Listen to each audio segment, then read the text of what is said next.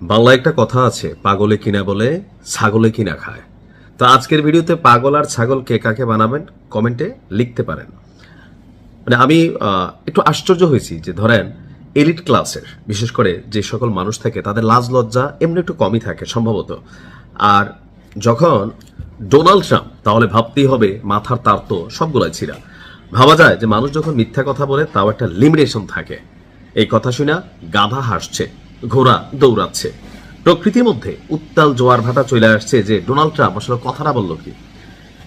যে মার্কিন president Donald Trump তাই আজকে দাবি করছে যে ইরানের যে বর্তমান নেতারা আছেন তারা অনানুষ্ঠানিকভাবে আমেরিকার সাথে যোগাযোগ করছে। তো যোগাযোগ করা কি মানে আবদার রাখছে বা প্রস্তাব দিছে, বলতেছে কাকা এই ইরানের পরবর্তী সর্বোচ্চ নেতা আপনি হয়ে যান।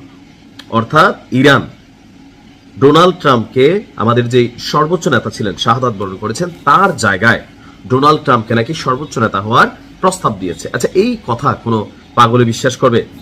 কিন্তু ডোনাল্ড ট্রাম্প নাকি তা প্রত্যাখ্যান করছে, না তোমাদের দেশে যাই আমি সর্বোচ্চ নেতা হয়ে লাভ নেই, আমি মার্কিন যুক্তরাষ্ট্রের প্রেসিডেন্ট আছি, আমি ভাই প্রেসিডেন্টই থাকি। রিপাবলিকান তহবিল সংগ্রহ অনুষ্ঠানে ট্রাম্প বলছেন যে আমরা তাদের কথা স্পষ্ট শুনেছি, অর্থাৎ ইরানের কথা বা ইরানের যারা নেতৃত্বে আছেন তারা আমাকে বলছে আমরা আপনাকে পরবর্তী সর্বোচ্চ নেতা করতে চাই। আমরা বলেছি না ধন্যবাদ, আমি এটা চাই না। তবে আমার কাছে একটা লোকের নাম আসছে, দিলেও দিতে পারে। আর লোকটার নাম কি? রেজা পেহালভি, যে এই মুহূর্তে মার্কিন যুক্তরাষ্ট্রে অবস্থান করছে। অর্থাৎ ইরানে এই ইসলামিক প্রজাতন্ত্র প্রায় 47 থেকে 48 বছর যাবৎ কায়েম আছে। তো এই শাসন ব্যবস্থা কায়েমের আগে যে সরকারটা ক্ষমতায় ছিল সেই সরকারের যে পতন হয়েছিল, সেই পতন হওয়া সরকারের প্রধানের ছেলে কিন্তু রেজা পেহেলভি, যে মার্কিন যুক্তরাষ্ট্র আছে।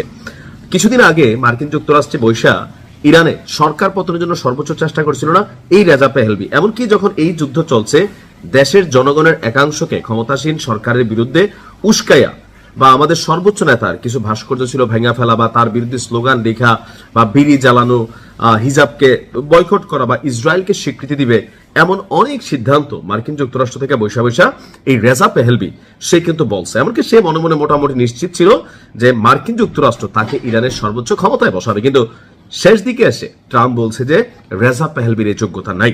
তো আমার ধারণা ট্রাম্পের বক্তব্য সত্য হতে পারে যদি এটা রেজা পেহেলভির পক্ষ থেকে আসে যে কাকা আপনি আসলে এখানে মেইন দায়িত্ব নেন, আমি দেশটার প্রধানমন্ত্রী হয়ে গেলাম, তারপরে আমরা চাচা বাতিজা মিল্লা রাষ্ট্র চালালাম। আমার ধারণা এটি ঘটনা। এছাড়া ইরানের কোনো বাচ্চা, কোনো পাগল, কোনো শিশু, কোনো পুরুষ, কোনো নারী এই মানে প্রস্তাব আপনার ট্রাম্পকে দিবে বলে আপনার মনে হয়? আর আরেকটা বিষয় হতে পারে যে বয়স হলে আপনি দেখবেন যে আপনার দাদা দাদি নানা নানি আছে, সকালে আপনি খাওয়াই দিয়ে আইছেন, আপনার পুত্রের বউ আপনি দুপুরকে তাইকে আমার খানা দেয়, কতলা রাখ দিছি জাদু খাওয়ায় না আসে না। অনেক মুরব্বী বয়স হয়ে গেলে আপনি একটু আগে যে খাওয়াইছেন বা সেবার শুশ্রূষা করে আসছেন, আপনি একটা মেহমান দেখলে হারামও খাওয়ায় না জাদু গো, তো তখন যারা খাওয়ায় তারা সেট ওঠে না। এটা আসলে বয়সের দোষ, তার স্মৃতিশক্তি কমা যায়। তা আমার মনে হয় ডোনাল্ড ট্রাম্পেরও এই রোগে ধরছে, সে আসলে কখন কি বলে নিজেও জানে না। ইরানের এত দুর্দিন আসে নাই যে ট্রাম্পের মতন মানুষকে নেতা হওয়ার প্রস্তাব দিবে। ভালো থাকুন।